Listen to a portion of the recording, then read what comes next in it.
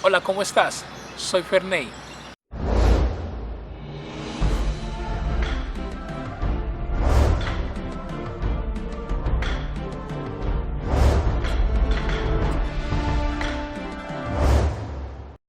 Bienvenidos a un nuevo video. En este video voy a hablar de uno de los temas que creo que más está sonando en la sociedad, y este tema tiene que ver con sacar a Dios de la sociedad. Y para hablar de este tema voy a mencionar dos casos que he tenido la oportunidad, obviamente, seguro de leer, y que seguro que tal vez tú lo sabes también. Uno de ellos es el caso de Suiza. Suiza hasta hace algunos años tenía un himno llamado el himno o el Salmo suizo, que tenía muchas cosas que hablaba sobre Dios. Pues su fundador obviamente era un hombre creyente, y entonces este himno tenía ese énfasis, digamos, ese carácter muy especial. Pero Suiza desde hace algunos años ha sacado un concurso para cambiar su himno, y la razón es que dicen los suizos que quieren adaptarse a los nuevos cambios, que ese himno tiene muchas cosas que habla sobre Dios, un Dios que dicen los suizos ellos ya no creen, y entonces sacaron todo un concurso acerca de obviamente tener un nuevo himno, porque obviamente sus ciudadanos ya no creen en ese Dios que aparece en ese himno. El segundo caso, que tal vez es un poco más cercano para los latinos, tiene que ver con el caso de Estados Unidos. Recordemos que Estados Unidos tiene ya 54 años donde en sus escuelas no se hace una oración. Recordemos que todo empezó porque primero se prohibió por ley la oración en las escuelas. Lo segundo, luego se prohibió que, por ejemplo, los muchachos llevaran camisetas con textos alusivos a, digamos, a pasajes de la Biblia, alusivos obviamente a Dios. Luego se empezaron a sacar los cuadros también alusivos a Dios, y esto fue avanzando porque no solamente eso, sino que llegó a las, digamos, a las cortes, a las principales cortes, donde empezaron a salir los 10 mandamientos. Inclusive fueron sacados los 10 mandamientos de la Casa Blanca. Cuando uno observa todo este panorama, surge entonces la gran pregunta que cada vez creo coge más fuerza: es, ¿sacamos o no a Dios de la sociedad? Y para hablar sobre este tema, yo quiero inicialmente contarte un poquitico lo que ha pasado en la historia con Dios, con lo que ha pasado con las enseñanzas en la historia, y que tú obviamente llegues a tus propias conclusiones. Vamos a hacer entonces un paseo a lo largo de la historia de Dios, de sus enseñanzas y de lo que ha sucedido, y vamos a tomar juntos pues una decisión, cualquiera que sea, será respetable, pero obviamente lo más importante, que tenga un fundamento importante. Vamos entonces a hacer este paseo a lo largo de la historia de Dios y de las influencias en la sociedad. Si empezamos a hacer un paseo por la historia, nos damos cuenta de lo que ha sucedido con Dios y la sociedad que ha sido afectada obviamente por sus enseñanzas a lo largo de la historia. Hablemos del valor de la vida y hablemos específicamente de los niños. Antiguamente, en la antigua Roma, en la antigua Grecia, los niños pues no eran valorados. Se dice, y uno sabe, que el aborto, que el infanticidio, que el abandono de los niños era lo más normal, que los padres tenían toda la potestad de hacer lo que quisieran, obviamente, con sus hijos. Pero es interesante que cuando Jesús dijo que dejaran que los niños fueran hacia Él, pues obviamente los primeros cristianos entendieron que los niños tenían un valor obviamente muy importante. Fueron los primeros cristianos los que tomaron la decisión de crear los primeros hogares infantiles, los primeros hogares para niños que habían sido abandonados. Es en China, por ejemplo, donde recordemos que muchas niñas, porque en China no se podían tener muchos hijos, eran abandonadas, y fueron muchos cristianos los que empezaron obviamente a rescatar esas niñas que estaban al borde de la muerte. Lo que nos enseña la evidencia histórica es que entonces el infanticidio acabó en los lugares donde de alguna manera el Dios y sus enseñanzas empezaron obviamente a penetrar.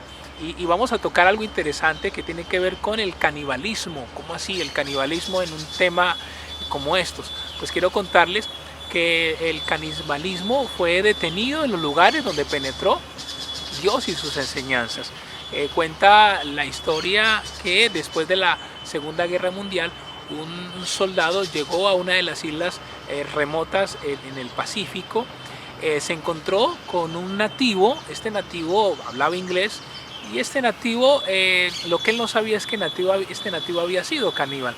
El soldado ve que este nativo tiene una Biblia. El soldado observa al nativo, se ríe y le dice: nosotros ya no creemos en ese libro que usted tiene. El nativo le dijo: pues dele gracias a Dios que nosotros todavía creemos en este libro, porque si no hubiésemos creído en este libro, usted seguro que ya estaría en mi estómago. Y esa es una de las tantas anécdotas de cómo el canibalismo se detuvo y fue anestesiado y acabado en los lugares donde el cristianismo obviamente penetró. ¿Qué decir de la educación? Se sabe que la Universidad de Harvard, que la Universidad de Yale, que la Universidad de New York University, que la Universidad de Princeton, que las principales prestigiosas universidades, por ejemplo en los Estados Unidos, tienen raíces o fueron fundadas en raíces obviamente cristianas. Específicamente Harvard fue fundada por el reverendo George Harvard, quien donó no solamente dinero, sino libros para iniciar obviamente esta universidad, aclarando de una manera muy especial que inicialmente fue formada para hombres que compartieran luego obviamente de las cosas de Dios para ministros, aunque hoy Harvard obviamente tenga un sentido de otro propósito mucho obviamente más grande. ¿Y qué decir de la ciencia? La historia nos demuestra que los grandes científicos eran creyentes, eran hombres que de alguna manera atribuían a todo lo que ellos aprendían obviamente de la mano de Dios. Y hay una lista bastante larga de los hombres que, basados en lo que ellos asumían que existía un Dios, pues obviamente eran creyentes y a la vez obviamente eran científicos. Esto, por ejemplo, evidencia algo que es interesante, y es que aquello de que los inteligentes no creen en Dios. Por lo contrario, estos grandes científicos tenían la capacidad de creer en un Dios, pero también de descubrir sus leyes. Tengo en mis manos en este momento la lista de los grandes pioneros de la ciencia que fueron creyentes consagrados. Se las voy a leer para que comprendamos cómo la ciencia, al contrario de lo que hoy se dice, no estaba divorciada obviamente de la teología.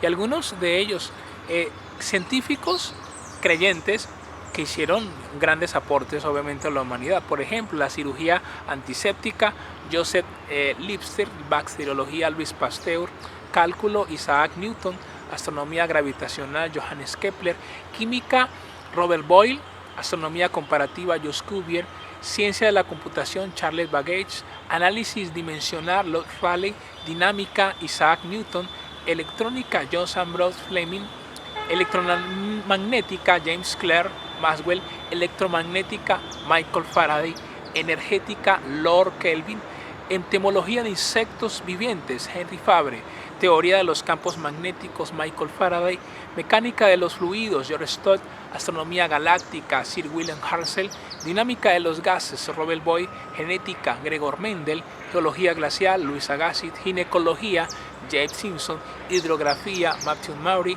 hidrostática, Blaise Pascal; ictiología, Louis Agassiz; química isotópica, William Ramsay; modelo de análisis, Rob Rayleigh; historia natural, John Rayleigh; geometría no euclidiana, Bernard Richter; oceanografía, Matthew Maury; mineralogía óptica, David Bracher. Esos hombres entonces nos demuestran que la ciencia no estaba divorciada de la teología, que eran hombres que aportaron muchísimo y que obviamente tenían creencias en un Dios que era obviamente muy especial. Ahora, cuando hablamos de esto, no quiere decir que las enseñanzas de Dios no hayan estado sujetas a errores obviamente humanos. Y cuando hablo de esto, no quiero en ningún momento esconder lo que algunos llamarían los pecados de la iglesia. Para nadie es un secreto que también en medio de tantas cosas buenas que les he mencionado, pues han habido errores. Errores como cuáles, errores como las cruzadas, que fue una respuesta al islamismo, pero que también con la bandera de la cruz se hizo muchísimo daño, por ejemplo, a los judíos. Y esto es una de las razones por las cuales a los judíos pues hablarles la cruz de Cristo es una cosa totalmente tremenda para ellos, porque para ellos representa guerra, ¿no? Para ellos representa otra cosa. Errores a lo largo de la historia que también hay que reconocerlos, como las guerras religiosas, cuando en la Edad Media, con todo el protestantismo, con el propósito de limpiar al mundo de la herejía, pues muchos, digamos entre comillas, creyentes terminaron haciendo obviamente muchísimo daño, que decir obviamente de la Inquisición y de muchos errores que es importante también mencionarlos para hacer un balance, para hacer un equilibrio acerca del aporte obviamente de Dios y solamente de la sociedad. El punto es si estas cosas negativas son capaces de nublar muchas de las cosas buenas, para responder a la pregunta: ¿será que es tiempo de sacar o no a Dios de la sociedad? Y cuando hablamos de sacar a Dios de la sociedad, tenemos que entonces llegar a una conclusión muy importante. La pregunta que surge es: ¿qué sucede? ¿Qué sucede cuando Dios es sacado de la sociedad? Y cuando hablamos de sacar a Dios obviamente de la sociedad, yo quiero leer algunos apuntes que me llamaron la atención cuando preparaba esto para este video. Y es que cuando sacamos a Dios de la sociedad, entonces si Dios no existe, nos encontramos en un universo materialista donde tú ya no eres alguien, tú eres algo. Si Dios no existe, no hay verdad, y cada uno entonces construye su propia verdad. Entonces tu verdad es válida, mi verdad es válida, y cada uno construye obviamente su propia verdad. Si Dios no existe, el ser humano se dice que ya no es un ser espiritual, es un ser social, y entonces es un ser producto de una cultura, producto de lo que pase. Y obviamente pues esto es bien importante para tenerlo en cuenta. Y obviamente si Dios no existe, no hay patrones, ¿cierto? No hay patrones, no hay un parámetro al cual una a un país, una nación, sobre todo patrones de carácter espiritual y de carácter obviamente moral. La historia dice lo siguiente: la historia dice que las grandes civilizaciones han tenido tres etapas. Una etapa de ascenso, una etapa de decadencia y una etapa de inmersión, y donde queda en el olvido. La etapa de ascenso ha sido caracterizada en las grandes civilizaciones por grandes normas, por estrictos valores morales y espirituales. La etapa del ascenso ha sido, por ejemplo, por una protección a los valores de la familia, a los valores obviamente de la sociedad, a evitar, por ejemplo, atacar la promiscuidad y reprimirla si es necesario con leyes muy fuertes. Y esa etapa ha permitido que esa cultura en su momento crezca y avance.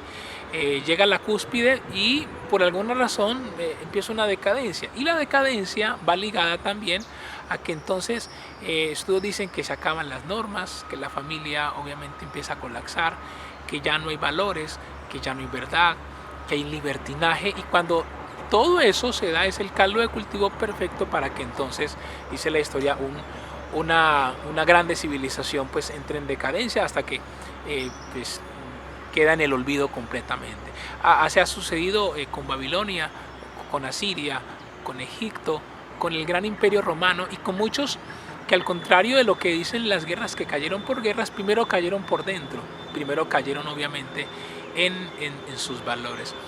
Esto me pone a pensar en muchas cosas que están pasando en este momento. Hace algunos días tuve la oportunidad de leer una historia que la revisé y una y otra vez, porque en internet llegan muchas cosas, y me sorprendió que sí es cierto. Y es que en Canadá acaban de aprobar hace poco una ley donde las personas pueden tener sexo con animales.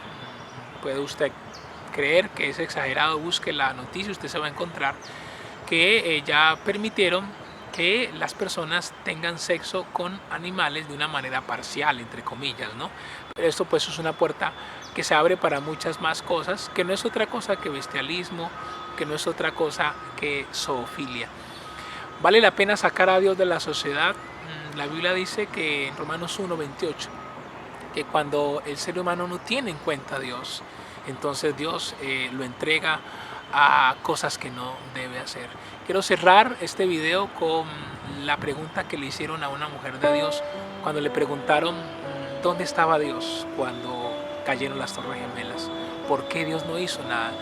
Y la historia lo que dice es que esta mujer dijo, no le pregunten, no me pregunten dónde estaba Dios. Es que este país, Estados Unidos, ha tomado la decisión de sacar a Dios. Y cuando sacamos a Dios de la escuela, sacamos a Dios de nuestras entes de justicia. Y cuando sacamos a Dios, Dios ha sido un caballero y Dios ha decidido retirarse del escenario. Así que, damas y caballeros, aquí me entró una hormiguita.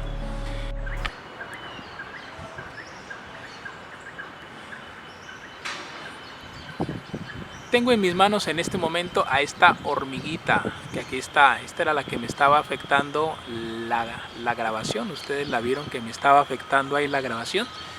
Con esta hormiguita me despido de ustedes. Gracias por ver este video. Sacar a Dios de la sociedad, bueno, personalmente creo que no hay que sacar a Dios de la sociedad, que lo necesitamos a Él.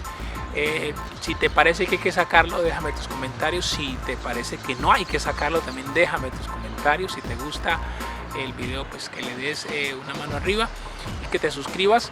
Y que bueno, nos vemos en una próxima oportunidad con otro video donde quiero ponerte a reflexionar. Dios te bendiga, soy Farney, hasta la próxima, bye bye.